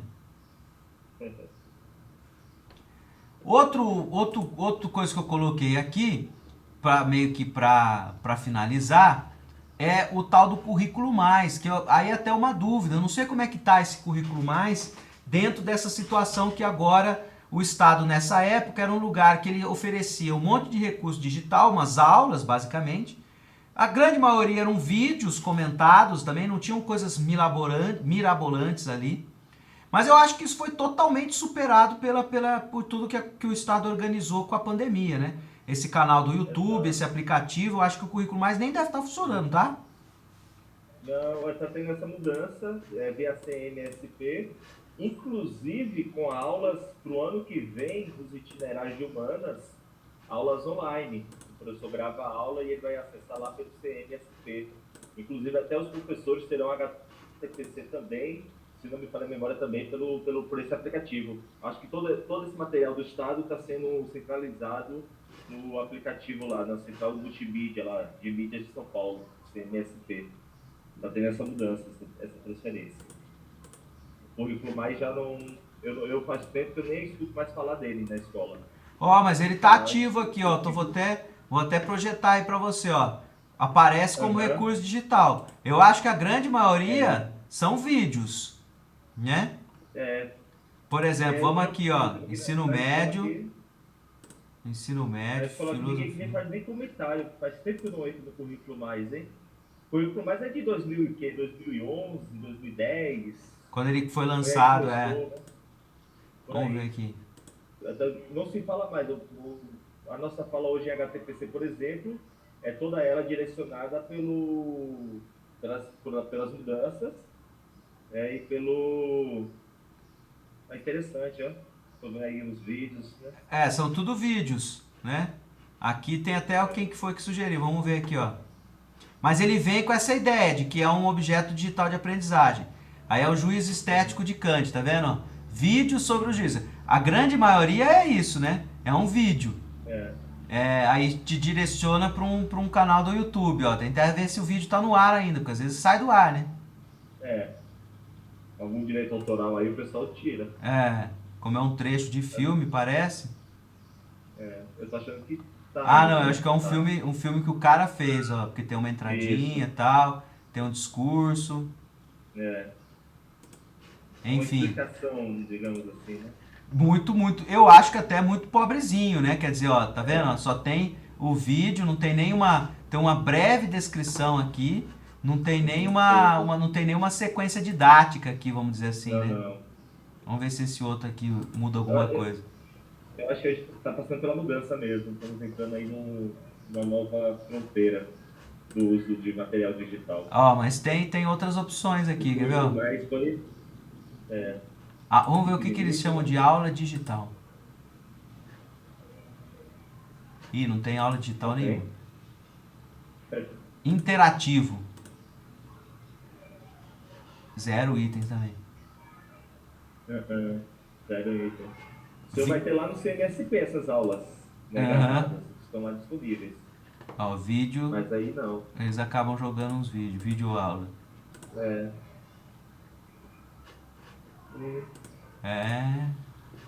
Ele tá aí, mas não está sendo mais usado mesmo, deixou de lado. Entendi. Que é daí essa página que é, na verdade, é um centro de mídias que as aulas estão tudo no YouTube. É isso? Isso. Essa CMSP... Não, eles estão no próprio site lá. Não é direto no YouTube, mas tem também no YouTube. Tem no YouTube, tem nesse site, que é o CMSP, aí ele disponibiliza lá. Esse é interativo. Vamos ver se é interativo aqui. Ele está dizendo que é interativo. Interativo numas, né? Uma tirinha. Muito pobre aqui, tá? Muito pobre esse material, né? Mas era o que, na época que eu montei a aula, o Estado chamava de objetos digitais virtuais. Era o que ele oferecia em termos de recurso digital para o professor. Olha que doido. Isso. A pandemia fez isso. E para aquela época era uma vanguarda, uma novidade. O uso, para nós, estava muito à frente do tempo, né? Lá para 2010, 2009 era algo diferente, digamos. Hoje a gente já fala, olha, para o passado. Tem coisas bem mais à frente, em pouco tempo, né? Imagina daqui a 50 anos. E provavelmente coisas que foram muito melhor desenvolvidas pelos próprios professores, né? Esse banco de dados aí já era de professor, na verdade, não era nada feito pela própria secretaria, né? Era algo que era feito por próprio, era um banco de dados que os próprios professores que colocavam as aulas ali, né? Então também não era algo direcionado, né? Então eu acho que isso que ficou superado nessa ideia, essa ideia de que existem bancos de dados digitais de aulas que a gente pode aproveitar. Eu tenho uma experiência comigo, a matéria física sempre me encantou, mas eu tinha muita dificuldade de pegar aquelas abstrações, enfim, aquelas teorias e trazer para uma concretude. Com o YouTube hoje, eu consigo, até que eu falei, nossa, a questão da velocidade da luz, as escalas de mundo, tamanhos, com a questão do YouTube, por exemplo, com os vídeos, aquelas animações, se tornou tudo muito mais, digamos, plausível para mim do que aquelas leituras que eu fiz lá no ensino médio, que eu achava interessante, mas muito fora do meu alcance.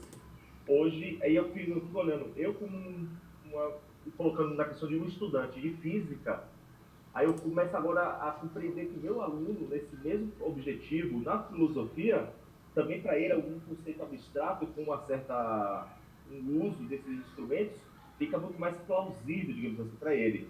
Né? Eu posso, a metafísica do Aristóteles, né? Falar é uma coisa para esse aluno hoje é importante, mas com esses instrumentos fica muito mais fácil. O caminho se torna menos, digamos, menos sofrível, que há um trabalho da leitura, da atenção, do raciocínio, mas a leitura, o vídeo do YouTube, por exemplo, ele consegue mastigar e oferecer com mais facilidade para o aluno o conceito, digamos assim, introdutório. Logicamente, para ele se aprofundar mais, ele vai ter que fazer a leitura do texto do Aristóteles. Mas o primeiro passo é dado com mais facilidade, digamos assim. O que na minha época, por exemplo, do ensino médio não tive filosofia. Mas na faculdade, no primeiro semestre, eu me lembro que o acesso ao texto, eu já tinha um hábito de ler, mas foi difícil para mim pegar o ritmo. E eu penso que com esse aluno, esse primeiro passo está mais facilitado. Ele vai pegar o texto já com a ideia, digamos assim, introdutória ali.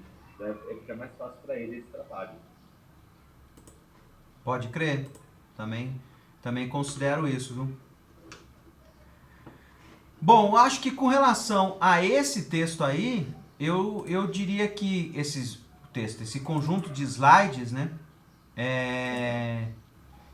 Eu passei o que eu queria apresentar aqui como uma proposta de leitura, né? Eu acho que assim, a gente pode talvez discutir um pouquinho o texto da Patrícia, né? Eu não sei como é que foi, se você conseguiu pelo menos passar o olho um pouco aí no texto dela. Cacete. Sim, sim. Eu fiz a leitura ali do capítulo 2, né?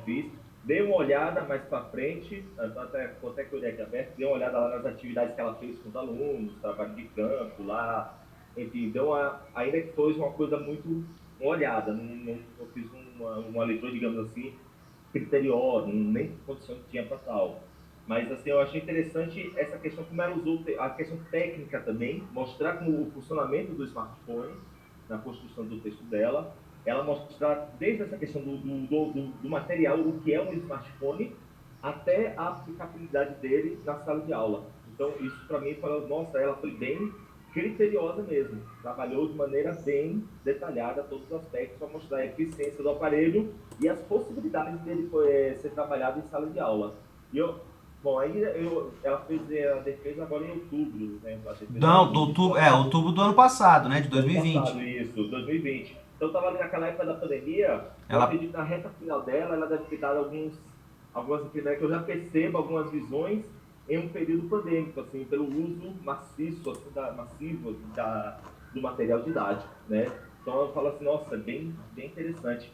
E não deixa de ser uma questão de vanguarda, porque no próprio Vilo, nas defesas, são poucos trazendo essa questão tecnológica para a dissertação. Dela tem alguns, aí para a região também, eu não sei se é do Espírito Santo, tem alguma coisa também nesse aspecto, mas ainda é muito tímido. Eu acredito que com essa pandemia, haverá um divisor de águas na área da educação, na questão do próprio vírus também, na filosofia. Eu acho que vai vir muita coisa interessante. O nosso próprio colega Murilo, ele já está pensando nisso, nessa área. Eu acho que é uma coisa que tem que se pensar. Eu não sei como seria a filosofia da tecnologia, não sei como, enfim, mas há de se pensar muito, porque é um fato, é algo totalmente concreto. O nosso mundo hoje, ele não é mais viável sem a tecnologia, que está presente em todos os aspectos.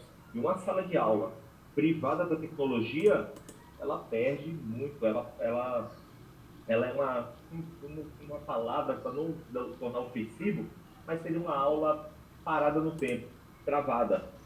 Uma aula hoje, em qualquer âmbito de ensino fundamental ou médio, não tendo um aparato tecnológico, limita o trabalho do professor. Ele fica como que algemado diante da imensidão que a tecnologia oferece de trabalho em sala de aula, né? E também com um aluno, um estudante, que também pede essa tecnologia. Ele pede, ele é um aluno, é diferente, é um jovem que está inserido no século XXI e a tecnologia faz parte do convívio dele. Então, para ele, a tecnologia é o caderno, do nosso caderno na nossa época, na década de 80, hoje é o celular do aluno, é o tablet dele, é o computador dele, né? Aliás, o caderno e a caneta são tecnologia, né? São tecnologia, exato, são tecnologias. Então, e eu fico me olhando, por exemplo, com todo esse estudo feito, todas essas visões, eu falo, meu Deus do céu, na minha época, tivesse esse aparato tecnológico, quanto, né, não quero dizer, mas seria muito interessante. Nossa, eu fico olhando hoje os professores falando das aulas, a escola no Japão é assim, eu ficava imaginando. Hoje, se o professor me falar isso, numa sala de aula, eu vou lá na internet na hora, isso eu estou passando na sala de aula. Eu brinquei uma vez com os alunos, agora nesse retorno, aí eu estava comentando e tal, falei, pessoal, fiz filosofia, mas antes de fazer filosofia, eu tive vontade de ser oficial da Polícia Militar na Bahia, porque eu achava a roupa do policial, do oficial bonita, um negócio, eu não sabia, eu falei, eu quero usar essa roupa. Aí eu falei, tem que ser oficial. Aí na hora, quando eu vi, eu estava tudo no celular, olhando a roupa de oficial da Polícia Militar da Bahia, na hora. É bem interessante, assim, assim, rapidinho, eu falei, já estão lá olhando, e aí agora que eu conto, né, eu vou explicando e tal, e na hora eles já vão lá no celular, já ficam olhando. Então é um instrumento eu acredito ainda que nós estamos nos primeiros passos. Eu acredito que daqui a uns 50 anos a coisa será, pelo que eu percebo, né, com a possibilidade de ter celulares que façam hologramas. Então eu imagino que não vai ser uma sala de aula daqui a 50 anos com essas possibilidades. O celular que reflete na pele, a tela, ela vai ser uma coisa bem interessante. Agora, você tocou num ponto que é bastante interessante, porque eu acho que até há alguns textos já, só que eu acho que há textos que são muito otimistas, né? Textos que aderem sem criticidade. Então, basicamente, o cara usa alguma tecnologia, tipo o Facebook, ou o WhatsApp, ou um aplicativo, né, para desenvolver algum conteúdo filosófico. O que eu acho interessante no texto dela é que ela traz, né, nesse primeiro capítulo aí, todo um pensador da técnica, né, que traz aí um conjunto de ideias, de formas de enxergar a técnica. Aí ela, inspirada nele, ela faz esse segundo capítulo. Nossa, fui lá embaixo no segundo capítulo. Que é essa ideia... Opa, de novo. Deve tá referenciado. A ideia de que a ideia de tecnicidade do smartphone, esse conceito de tecnicidade, é um conceito do Simondon. Então ela acaba analisando o smartphone, o WhatsApp, nesse sentido, daí não é uma adesão otimista, né? Que é o que eu vejo muito. E a outra coisa que eu vejo muito é a tal da gamificação na educação. Essa ideia de metodologia ativa, onde o aluno desenvolve atividades interativas e tudo mais, eu vejo aparecer muito também. Agora, com esse E aí que ela traz essa ideia, pode ver aí, né? A trajetória do smartphone. Você chegou a ver esse pedaço. Que ela faz toda uma espécie de genealogia, né? O primeiro smartphone foi esse, o segundo desse, aí depois ela pega um em particular e faz essa ideia do arquitetônico. Ela pega os manuais, né? Ela vai nos manuais. Eu acho isso interessante, né? Porque por mais que ela, né, não vá montar uma placa-mãe de um celular, não vá consertar a placa-mãe do celular de um aluno que quebrou, ela mostra para o aluno que aquilo ali possui uma tecnologia, um aprendizado para você mexer com aquilo. E que aquilo é construído, né? Não é... As camadas e... Ou seja... As figuras muito bem escolhidas, né? Tira o aluno de uma relação até meio mágica, mística com o celular, né? Que ele acha que aquilo funciona milagrosamente, que aquilo tem uma mágica, uma mística. E mostra para ele que tem uma concretude, que você tem que ser um técnico, que você pode aprender a fazer aquilo, né? Por isso que eu acho interessante quando ela coloca aí o aprendiz de mecanólogo dos smartphones. Ou seja, essa ideia de que você tem que entender como é que funciona isso, né? E aí vem um terceiro capítulo no qual ela desenvolve, então, uma atividade, e aí tá bem completo mesmo, né? Ela faz uma análise da infraestrutura da escola do Paraná que ela tá, o que tem, o que não tem. Depois ela faz uma descrição da experiência que ela vai fazer e depois ela reflete sobre essa experiência, né? Ela coloca até o diálogo com os alunos pelo WhatsApp, pelos grupos. Ela faz o print, coloca, mostrando a construção de todo o trabalho. É bem interessante a forma, é bem detalhada, bem relatado o trabalho. Então eu achei que ela apresenta aí, então, uma forma bastante interessante de pensar nessa relação, né?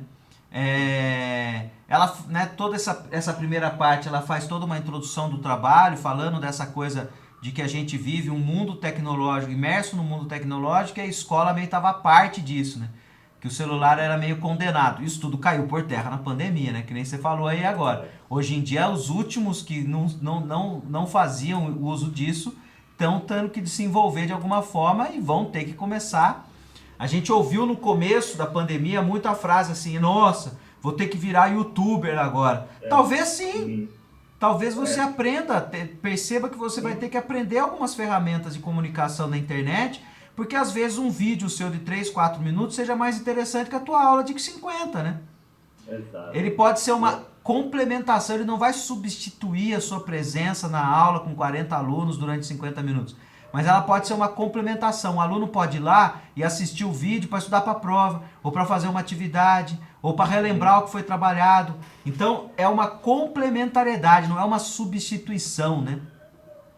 É interessante, né, professor? Tudo isso, aí me vem à mente agora, o senhor devia estar dando aula na época no Estado, na época do governo José Serra, a lei que proibia o uso de celular em sala de aula.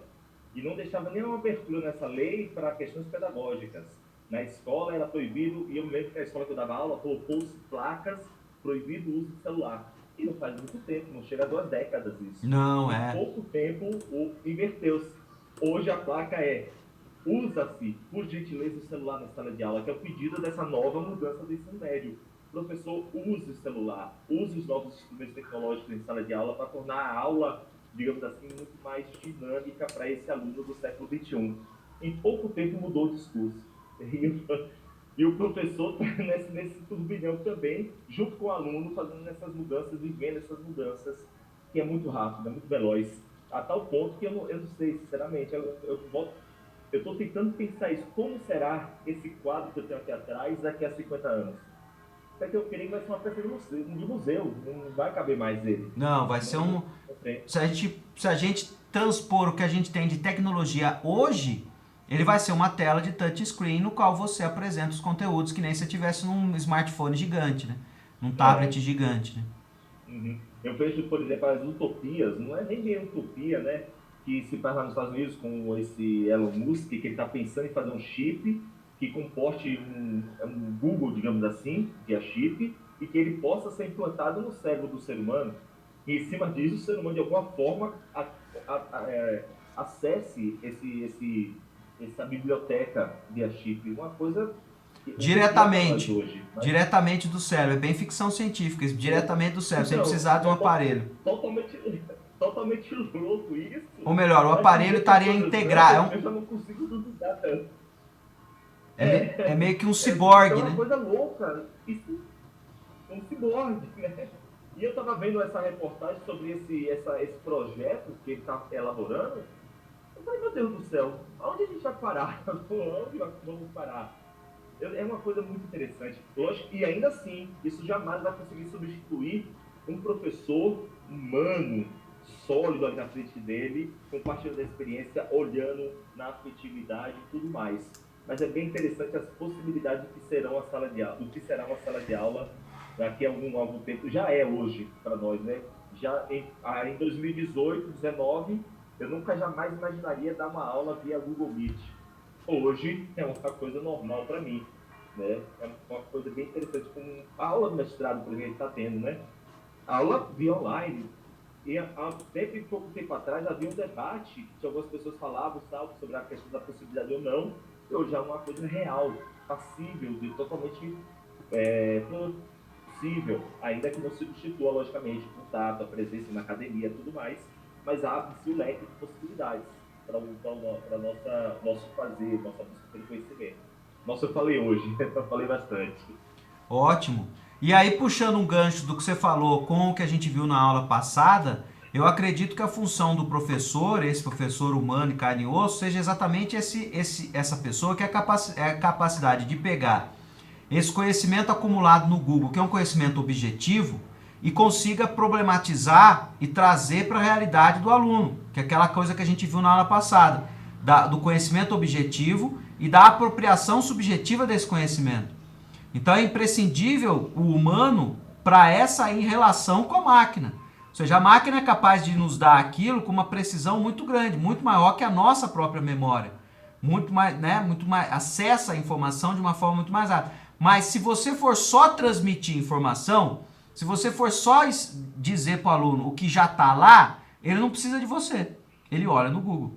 Agora, você precisa criar um problema, contextualizar para ele, propor que ele vá além desse conteúdo, aí ele não vai encontrar no Google. Ele vai precisar de alguém que crie essa situação didática da qual aquele conteúdo objetivo que está lá estático, parado, uma peça de museu, ele possa ser contextualizado, trazido para uma apropriação pessoal dele, né? Exato. É isso mesmo, professor. Exatamente. O professor ele tem que entender que ele não é eu vou usar uma expressão chula, um gravador, um papagaio de livro didático. Ele tem muito mais a oferecer. Né? E isso que, inclusive, o professor repetir, escrevendo no quadro o que está no livro didático, o aluno pesquisa com mais eficiência no Google. Ali, há muitas coisas ali a ser trabalhada. E inclusive, ontem no HTPC estava até se falando sobre essa questão, com essas mudanças que estão acontecendo, né?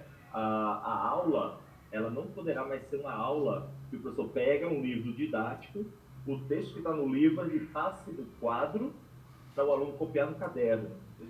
Mas é inacreditável que ainda se fazia isso, né? Isso, então, é uma coisa que não cabe, gente, não tem mais como fazer, nem deveria nunca ter. Né? Ainda que no passado, eu lembro que alguém falou que em algumas escolas, antes de todo esse progresso, o investimento de educação com livros didáticos, havia escolas que não recebiam o livro didático. Então era aquele texto que o aluno tinha para poder se guiar. Mas aí, há muito tempo atrás, hoje em dia não tem mais como haver isso. Né? Então essa foi uma fala ontem que vem ao encontro disso que o senhor falou, né? Bom, Christian, acho que o texto dela eu ia passar exatamente por todos esses pontos que você viu. A gente já tocou em vários desses pontos aí que ela foi trazendo, essa reflexão do Simondon, a experiência dela. Então eu acho que por esse lado aí o texto tá muito bem resolvido, né? Eu acho que uma coisa importante, então, é a gente direcionar pro fim mesmo do nosso curso agora, né? E trazendo essa perspectiva de que eu tentei passar por alguns elementos do material didático para que vocês pensem, então, esse material didático. Eu imagino que vocês têm que pensar um material aí, umas 8, 10 páginas, né, já está razoável, que seria suficiente aí para pensar uma sequência didática aí para umas 10 a 15 aulas, né? Contendo então, né, um tema, um problema, uma história da filosofia, algo, um conteúdo que vocês tenham interesse, faça parte do repertório de vocês, pode ser coisas que vocês já fizeram, inclusive, né? Contendo principalmente então esses elementos que foram trabalhados. Quais seriam, né? Primeiro, o texto autoral seu, né? Que é quem apresenta, o texto didático, que eu costumo comparar muito com aquilo que a gente fala em sala de aula, né? Então, é o texto autoral seu. Esse texto autoral, ele faz a costura de alguns recursos didáticos. Eu tentei dar conta de alguns deles aqui, né? A ideia de que esse texto didático seu faz a costura com imagens. Então você traz imagens, né? Imagens que podem estar ali para sensibilizar, imagens que podem estar ali para fazer pensar, imagens que podem estar ali só para ilustrar, reproduzir. Você também vai poder lançar mão de textos da história da filosofia, de filósofos e filósofas, mas também textos de outra natureza, artigos de jornais, né, poemas, trechos de obra de literatura, né, romances, enfim, outros recursos, vamos dizer assim, textuais, né? E aí você vai ter que estabelecer uma forma de acesso tanto ao texto filosófico quanto a esses textos de outra natureza. O material tradicional de filosofia, inclusive, apresenta muito pouco texto, né? Ele apresenta, às vezes, parágrafos e não textos, né? Outra coisa que eu abordei que eu acho interessante é a questão da avaliação, de pensar instrumentos de avaliação. Então, eu não vejo apenas, né, aquela avaliação no final do material, né? Você desenvolve todo um conteúdo, no final você pede. Esse é o jeito mais tradicional de se fazer. Você pode bolar pesquisas, você pode começar com uma atividade, ter atividades no meio, bolar, inventar atividades, né? Então, também conter atividades, né? Então, eu acho que esses são os recursos mais básicos e elementares do que tem no material didático. O texto didático do autor, imagens, textos filosóficos ou de outra natureza e instrumentos de avaliação, né? É isso que você precisa organizar dentro de um tema, de um problema, de um período da história da filosofia que você entenda, que você recortou e que você quer colocar como conteúdo da sua aula, né? Então, é nesse sentido que eu penso o material didático. E aí, pode perguntar. Nesse caso, porque eu já comecei a fazer ele, e eu vou fazer ele estou usando aqui o Word aqui inicialmente, né? Mas estou fazendo ele com a capa, com imagens, fazendo tudo bonitinho, como se tivesse sendo um material didático de um livro didático. É isso? Com imagem, com cores. Pode ser assim? Sim, claro. A questão da plataforma, do software que você vai usar para editar é uma questão que eu não trabalhei, né? Eu posso depois, em aulas futuras, repensar um pouco isso, né? Mas, assim, até por falta de conhecimento mesmo. Pode ser pelo Word, né? Pode ser pelo CorelDRAW. Tem pessoas que têm a manha de usar um CorelDRAW, né? Um Photoshop. Tem até o InDesign, né? Que algumas pessoas usam o InDesign. Tem o GIMP, que é uma plataforma de tratamento de imagens gratuito, software livre, né? Enfim, mas assim, não trabalhei nesse nível de querer cobrar uma plataforma específica. Pode ser tudo pelo Word mesmo, dentro da limitação que você tenha, né? Eu posso converter ele em PDF e também colocar no PowerPoint, dá para fazer Sim. Tranquilamente isso aí. Tem gente que dá para fazer um material pelo próprio PowerPoint, né? Não sei se você já viu que a pessoa cria até um link às páginas, né? Faz links aí, né? Em última instância, inclusive, pode produzir um material que seja num próprio blog, né? Um próprio blog que contém ali os elementos desse material didático, né? Às vezes pode ser uma alternativa que permite essa interatividade, né? Vou pensar nessa questão também para fazer esse trabalho. Eu estou focando aí um bimestre, né? O bimestre é um semestre de aulas, então 10 a 15 aulas dá para fazer bastante coisa interessante. E aí, então a minha ideia é a seguinte, é ficar disponível para vocês. Dia 1º eu vou estar nessa aula online, né? Nessa aula online, desculpa. Não vai ter aula aqui online, essa síncrona, porque eu vou estar nas entrevistas do mestrado profissional aqui do FBC, na quarta. Na quinta eu vou estar aí na UFSCar, nas entrevistas da UFSCar. E do dia 8 eu selecionei como dia para vocês apresentarem esse material aqui em grupo, ao vivo, né? Vocês me mandam, podem me mandar antes até, se vocês puderem, para eu conhecer o material antes. Se não, eu até dou um prazo maior para mandar finalizado esse material, aí até o dia 10, mais ou menos, eu acho que é 10, 12 é viável. Tá ótimo essa data, né? Ver os colegas se daí está bem também. Eu vou mandar um áudio lá pelo WhatsApp explicando isso. Tá bom então, professor. Fechou. Fechou? Então até dia 8. E aí qualquer dúvida nesse tempo para fazer esse trabalho, pode me procurar pelo grupo lá do WhatsApp, que eu converso com vocês por lá. Maravilha, professor. Obrigado mesmo pela aula de hoje. Forte abraço pro senhor aí. Até daqui, durante essa semana aí, pelos 15 dias. Pela rede. 15 dias. Valeu. Se qualquer dúvida, só mandar uma mensagem pro senhor. Beleza, valeu. Tchau, professor. Bom trabalho aí.